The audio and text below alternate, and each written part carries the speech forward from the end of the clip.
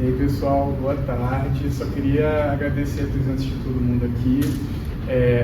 Esse último curta que acabou de passar se chama Memória de Quem Não Fui. Ele foi licenciado para a TV Brasil através do edital da Secretaria de Cultura. E essa sessão aqui hoje, ela é uma extensão desse licenciamento para a TV Brasil. É uma forma de estar aqui presente nos aparelhos públicos, estando na Biblioteca Parque. Queria agradecer ao Governo Federal, Ministério da Cultura, Governo do Estado do Rio de Janeiro, Secretaria do Estado de Cultura e Economia Criativa do Rio de Janeiro e especialmente a Lei Paulo Gustavo, que foi o que providenciou que esse filme fosse vendido para a TV Brasil. E é isso, ele vai começar a passar esse ano na TV. É um filme que tem uma história bem longa, assim. Acho que eu falando sobre diversidade, né, no cinema, ele surgiu em 2015, através do primeiro contato que eu tive com a protagonista, a Sunny Ash, que é uma artista, uma mulher trans, que eu tinha amigos em comum, a gente acabou se cruzando, e eu queria muito falar sobre essa notícia que eu tinha me deparado no jornal, assim, eu nunca tinha ouvido falar que isso acontecia, porque eu sou um homem cisgênero, então assim, é uma coisa que não é muito cotidiano pra gente a ideia de alguém ser enterrado sem ter a própria identidade respeitada, né? Nunca passou pela minha cabeça que eu poderia, de repente, ser enterrado com outro gênero que não corresponde ao meu, porque não é a minha realidade. E aí, quando eu deparei com aquela notícia em 2014, surgiu essa inspiração para esse projeto, que acabou coincidindo um pouquinho, de um lado muito pessoal, com o falecimento do meu irmão, e eu comecei a questionar o quanto que, quando a gente falece, a nossa identidade não é mais nossa, né? Ela é disputada pelas pessoas como uma espécie de herança. Meu irmão não era mais o Diego, ele era fragmentos de como as pessoas visualizavam ele durante a vida. Eu via como um cara que consertava meu computador, que era apaixonado por informática, 90% da família o via como médico, enfim, todo mundo tinha uma visão diferente do que era meu irmão, e aquilo dali fez uma ponte direta sobre, assim, essa falta de possibilidade da pessoa defender quem ela realmente é, né? E aí eu encontrei com a Sunny nesse processo, eu apresentei esse projeto. Acabou que o projeto não foi para frente, eu fui parar na mão de um produtor bem canastrão daqui do Rio de Janeiro, que prometeu mundos e fundos, e um mês antes de gravar deixou a gente na mão e tudo mais. Acabei gravando outro filme brincando com essa ideia, que vocês podem assistir no YouTube, chamado Canto da Sombra, sobre um produtor que usa uma pessoa durante um ano e em cima da hora mete o pé, e eu basicamente aproveitei o tempo que eu tinha para utilizar o equipamento para gravar um filme em resposta à situação que eu estava vivendo. Mas esse filme era para ter saído em 2015. E ainda bem que ele não saiu em 2015, porque eu acho que o cinema, ele muitas vezes ele é atravessado pela falta de convivência com a realidade de outras pessoas. E eu acho que o roteiro de 2015 era um resultado direto dessa falta de conexão com pessoas trans. Tinham diversas ideias que eram muito caricatas. Esse filme, que foi gravado em 2019, 2018, já é um filme que eu faria ajustes hoje em dia, com a cabeça que eu tenho hoje, com a vivência, com a experiência, com o contato que eu tenho hoje, mas eu ainda tenho muito orgulho de tudo que eu vejo nele. A versão de 2015 seria uma versão que traria coisas assim bem estereotipadas. Seria a Marina como uma garota de programa, que muita da população transgênera, transexual acaba tendo que recorrer para subsistir e tudo mais. Teria toda essa questão dela buscar uma cirurgia de redesignação genital, né? Era toda uma narrativa que caía muito para um lugar bem estereotipado. E quando a gente fala sobre diversidade no cinema, eu acho que eu tive um privilégio muito grande de acabar me conectando com a Sunny, que é a protagonista do curta, e reinventar esse curta do zero com ela. Entender o que acontecia com essa personagem através dos olhos dela, mudou completamente o roteiro, a ponto de criar um antecessor para ele que saiu antes, que foi o Ontem. A gente não tinha condições de custear o Memória de Quem Não Fui, que era um filme que tinha enterro, tinha toda uma questão muito mais estrutural, pesada, E eu me lembro que em 2017 a gente ficou frustrado de não ter conseguido gravar o Memórias que Não Fui quando ele ia ser gravado em 2014 e 2015. E ela estava aqui no Brasil, porque ela mora fora, passando uma semana, 5 dias. E aí ela aterrissou no Rio e eu falei, amiga, vamos gravar um negócio? E aí eu fiz uma chamada de vídeo com ela e a gente começou a conversar sobre as nossas experiências. E eu estava num momento que a gente estava vendendo a casa onde eu cresci, em Realengo. E a gente estava tirando as coisas da casa e eu me lembro de olhar pela janela, assim, eu acabei postando isso no Instagram e isso se conectou com ela e foi o que iniciou o assunto. E eu me lembro que eu olhava pela janela, assim, nesse processo de mudança, e ficava lembrando de quando eu era mais novinho, né, tinha uns 10 anos, já sabia que eu era um homem gay, e eu não podia contar para o mundo nas circunstâncias que eu vivia. Eu me lembro que eu olhava pela janela e eu ficava quase que observando o mundo, sendo que essa janela estava com o meu próprio quintal, mas eu meio que observava o mundo de uma perspectiva de espectador, não de quem estava vivendo ele. Eu estava olhando para o interior da minha própria casa, imaginando o que seria viver de verdade sendo quem eu era. E eu acho que eu fui muito atravessado por como essas infâncias LGBTQIAPN+, acabam sendo completamente diferentes da experiência das pessoas que são cisgênero, heterossexuais. Eu acho que quando eu ouvia, por exemplo, a minha irmã falando sobre a experiência de vida dela, vendo ela crescer, né? Quando eu ouvia os namorados da minha irmã falando sobre o crescimento deles, meu próprio irmão, eu acho que a experiência de vida de você amadurecer sem ter que ter vergonha de uma parte de si mesmo é muito diferente. E eu fiz um desabafo sobre isso no Instagram, a Sani deparou com aquele post, né? E ela basicamente virou e falou, amigo, eu vivi isso, eu sei exatamente o que você está descrevendo. A gente podia pensar em alguma coisa que fosse uma espécie de reconciliação com o passado, né? E aí surgiu meio que um exercício que eu propus a ela. Se você tivesse a oportunidade de conversar com a Sani de 9 anos, o que você diria para ela? Então aquele discurso que ela dá para a criança do filme é basicamente o áudio que eu recebi dela fazendo esse exercício por conta própria em casa e se conectando com a criança interna dela e fazendo esses remendos que ela precisava fazer com como ela tratou a si mesma crescendo. E eu acho que é um dos momentos que eu mais tenho orgulho assim, nas obras que eu realizei até hoje. E foi um filme que aconteceu basicamente nesse formato. Segunda-feira eu falei com ela, terça-feira eu passei o dia inteiro escrevendo, liguei para os amigos e falei, olha, vamos gravar? Sem dinheiro nenhum, sem nada no bolso. O pessoal foi e virou e falou, bora. Achamos a parceira dela de cena no Facebook.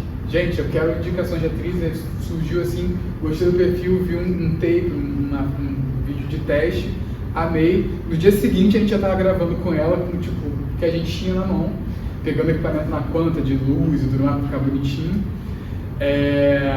O resultado disso foi que a gente gravou por 3 dias, com R$0, comendo assim, pãozinho com queijo e macarrão, e é isso, e deu certo, assim, no fim das contas a gente chegou com esse filme em Chicago, a gente chegou no Curta Cinema, que é um festival aqui do Rio bem reverenciado. A gente foi ganhando bastante visibilidade nos festivais de LGBTQIAPN+, do mundo inteiro. Teve o Inside Out, que foi no Canadá, um festival grandão do Canadá, o 3º maior festival LGBTQIAPN+, do mundo. A gente foi parar lá, tudo isso com uma câmera super básica, uma equipe de 3 pessoas e um elenco de 2 pessoas, tipo, em 5 dias corridos. Eu tenho muito orgulho e eu acho que, assim, se eu não tivesse sido informado por todo esse processo da Sani ali, a experiência pessoal dela e tentado narrar de alguma forma o que tinha para a tela, né? O que ela viveu, tentar achar uma ponte de conexão, eu acho que eu literalmente não estaria fazendo o que eu faço hoje, porque tudo isso foi se conectando de alguma forma para as produções seguintes, porque foi ali que eu entendi como é que funciona essa dinâmica de interação entre vivências distintas que você não necessariamente tem compreensão absoluta. E é uma coisa que a gente sempre coloca adiante. A Ana Lídia, produtora dos curtas seguintes, ela é uma pessoa que a gente acaba tendo bastante em comum nesse sentido de querer trazer para dentro pessoas que não necessariamente têm a mesma origem da gente, a mesma vivência. Eu acho que quando a gente fala de botar na prática uma diversidade em produções de baixo orçamento, isso é até que simples de certa forma. É a gente basicamente priorizar nas contratações, na própria elaboração do que a gente está fazendo ali, tentar considerar artisticamente, incluir nos personagens o maior número de diversidade possível, incluir na equipe, e eu vejo cada vez mais os mecanismos de captação, né, puxando para esse caminho, né? A gente tem cada vez mais os editais priorizando as chamadas para pessoas com deficiência no momento, pessoas indígenas, pessoas LGBTQIAPN+, histórias LGBTQIAPN+, e eu vejo que isso tem um lugar muito importante, porque eu acho que se conecta, inclusive, ao objetivo pelo qual eu comecei a fazer cinema, que é criar uma plataforma para as pessoas verem a si mesmas. Eu cresci sem isso, em Realengo, garoto gordo, gay, e eu queria expandir essa plataforma para outras pessoas que também não se viam. Eu me lembro que na estreia do Memórias de Quem Não Fui, foi um dos momentos mais emocionantes assim, de carreira até hoje, porque foi uma comprovação do que a gente vinha trabalhando nesses últimos anos. Uma pessoa veio, assistiu o filme, todo mundo emocionado, me abraçou e veio falar que tinha passado pela mesma situação, tinha enterrado uma amiga com um gênero, né, errado, por causa dos pais, da família que não aceitava, né? E eles fizeram a mesma coisa, reivindicaram essa identidade de alguma forma, e eu acho que é isso que acabou dando muita felicidade, porque esse filme não virou um filme sobre pessoas trans que são enterradas como pessoas fora do gênero que elas se identificam. Ele virou um filme sobre uma comunidade que não permite que isso aconteça. E antes de 2015 ele teria sido um filme sobre só denúncia e só nesse lugar do estereótipo. E eu fico orgulhoso porque a gente passou por momentos recentes onde esse filme ficou muito importante, assim, eu acho.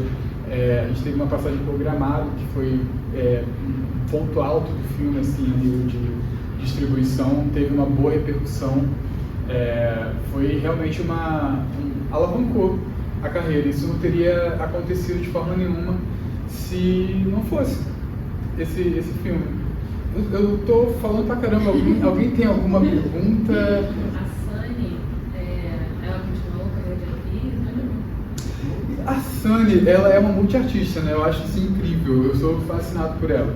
Ela é cantora, primordialmente, mas ela não tem formação de atriz, mas ela atua de uma forma muito instintiva. Mas esse não foi o primeiro filme dela? O Ontem foi o primeiro filme dela. Ontem foi o primeiro filme dela. E a gata rodou ela foi até apresentar em Praga, que ela mora por lá na Europa e tudo mais. Ela teve a possibilidade de ir lá apresentar o filme. Foi um prazer, caramba, assim, ter essa oportunidade de ver ela voando nesse sentido. Ela fez série depois, ela gravou outras coisas, mas o foco principal dela acaba sendo música, né? Então, assim, tá em paralelo, assim. Eu morro de vontade de chamar ela para atuar em outras coisas, porque eu acho que ela tem uma coisa muito visceral. Ela traz muita realidade pro que ela faz. E eu acho que é isso, né? A gente fala muito sobre o lugar do não ator no cinema, que não ator seria, né, uma pessoa que não necessariamente tem uma formação de ator, mas se joga e dá o nome. E eu sinto que ela reivindica esse título de atriz mesmo não tendo uma formação para isso, sabe? E criadora mesmo, porque, cara, se não fosse a Sunny, assim, cada detalhezinho, quando eu falo de diversidade nos bastidores também, eu acho que a Sunny, ela é meio que o alicerce da onde isso foi florescendo de outras formas nos outros projetos. Se não fosse por ela, coisas pequenas, acho que não estariam da forma que estão ali, com a sensibilidade que estão ali. Ela bateu muito martelo até, por exemplo, o Memórias que eu não fui foi um pouquinho mais liderada por uma narrativa fictícia, né, a coisa do falecimento, mas até os pequenos detalhes eu tinha uma direção para mim, e aí ela me dirigia também de uma certa forma, era uma troca muito mútua, sabe? Por exemplo, até a nível de regionalismo, ela é uma mulher de Recife, então os pais dela em cena tem que ser recifense para fazer algum sentido aquele sotaque ali ainda existindo e tal. Ela foi, além de inspiração de várias formas, esse protagonista, a nossa instrutora de sotaques no set de gravação. Então ela foi apontando, não, ele tinha que falar, ao invés de que porra é essa, que porra é isso? Que é na cena dele, porque se fosse lá no Recife, seria desse jeito, nananã. Então ela foi apontando aonde acertar e ele saiu certinho, porque o Fernando Lopes Pinto é de São Paulo. Eu tenho um carinho gigantesco, tenho vontade de trabalhar de novo com ela. Ela é amiga, inclusive, da Areta, que trabalha com a gente, soltou aqui por Mistério. Eu não sei, assim, eu sinto que eu vejo muito futuro para ela, realmente, assim, como essa ideia de multiartista mesmo. Ela faz performance, canta, DJ, atriz, é isso. Eu admiro muito, muito, muito, muito. Quando eu crescer, eu quero ser que nem a Sunny Ellis. E como foi gravar no cemitério? Cara, gravar no cemitério foi mais... Eu vou te falar uma coisa, é melhor gravar num cemitério do que numa vizinhança barulhenta. Todos os vizinhos estão muito silenciosos no cemitério. Muito silêncio, muito silêncio. O cemitério de verdade. Onde que é? Foi aqui no cemitério dos ingleses, na Santo Cristo, se não me engano, Gamboa. Cara, eles foram muito receptivos com a gente. A gente saiu de lá de noite, eu te digo isso. A única coisa é que o pessoal, quando começou a retirar os equipamentos para ir embora, já estava escuro. Então todo mundo ficou assim na mão, sabe? De tipo, ouvir alguma coisa. Porque aí o cara que trabalhava lá começou com um papo de não, porque aqui é muito tranquilo, mas de vez em quando você ouve um negócio, nananã. Então todo mundo ficou meio, né, naquele ponto de terror. Eu acho que o momento mais tenso foi quando não sei se vocês lembram, tem aquele plano que o túmulo vai fechando a tampa, né, devagarinho. Por dentro. Aquilo dali foi assim, terminamos de gravar. Foi um caos, porque assim, a gente estava gravando às 5 da tarde, aquele plano delas andando e ela cantando, aquilo dali é lindo, né? Só que a câmera tem que estar num estabilizador bonitinho, que é um inferno de ficar estabilizado, ainda mais quando você está correndo com isso. E a luz estava caindo, então de 5 a 6 horas da tarde a gente gravou uma cena inteira de dia, de repente ela está cantando de noite, não faria sentido, tem uma continuidade aí que quebraria. Então a gente estava correndo quanto tempo para conseguir gravar isso, faltando 10 minutos para o pôr do sol, basicamente eu virei pro Gabriel, que é o diretor de fotografia junto com o Léo, falei, amigo, eu vi que tem uma cova aberta. E eu vi que tem essa escada aqui. Vamos! A cova estava vazia, já tinha sido usada, obviamente, mas estava vazia. A gente pediu permissão, assim, tipo, em 2 segundos pro responsável pelo cemitério. Ele entrou na cova, armou o tripé, lá pra cima ficou bonitinho com a câmera lá embaixo. E aí o moço do cemitério foi e tampou ele literalmente dentro do túmulo para gravar aquele plano, a gente ter aquela perspectiva dela deitada ali. Assim, ali eu acho que foi o ponto alto de tipo, um diretor de fotografia dando nome, sabe? Eu fico muito orgulhoso. E é um dos planos que eu mais gosto, porque realmente dá uma tensão, assim. Ele só reclamou que tinha muita barata. E aí eu acho que talvez a barata tenha sido de alguém que estava lá, né, num certo passado. Rolou também na minha vizinha, o que acontece? Aquela cena que ela é transformada, né, pela pessoa que está preparando o corpo inteiro, Aquilo dali foi lá em casa. O orçamento desse tamanho, a gente virou e falou, cara, vamos procurar necrotérios para gravar essa cena da nossa transformada e tal. Tava eu almoçando na minha cozinha, eu olho para a parede da cozinha e eu pensei, caraca, se colocar uma luzinha bacana, isso daqui pode virar um necrotério. Então a gente preparou tudo aquilo dali, tinha que ter um caixãozinho para dar um negócio, né? Então fui na funerária, escolhi o caixão a dedo, entregaram o caixão lá em casa para gravar no dia seguinte. A gente dormiu com um caixão no meio da sala. Os vizinhos perguntando, como é que é? Alguém morreu nessa casa? Meus pesos, não sei o que, e tipo, a gente tendo que explicar que era uma gravação. Por momentos, assim, gravar cinema traz esses momentos, né, divertidos, né, que a gente só vive dessa forma, né. Eu tô muito feliz com estar podendo ver o filme agora na TV Brasil. Eu acho que sou muito grato à Secretaria de Cultura do Estado do Rio de Janeiro. Espero que a mensagem do filme realmente sobre a gente como comunidade não permitir ser posto em lugares que a gente não pertence, que não nos cabem, isso passa adiante, porque eu acho que é a principal ideia do filme. Assim. Eu me lembro que esse projeto foi atravessado de várias formas, por várias coisas. Assim. Inclusive o próprio assassinato da Marielle, eu me lembro que foi um clique assim, na cabeça de caramba. Ela faleceu num atentado bizarro e assim, não conseguiram apagar o que ela fez em vida.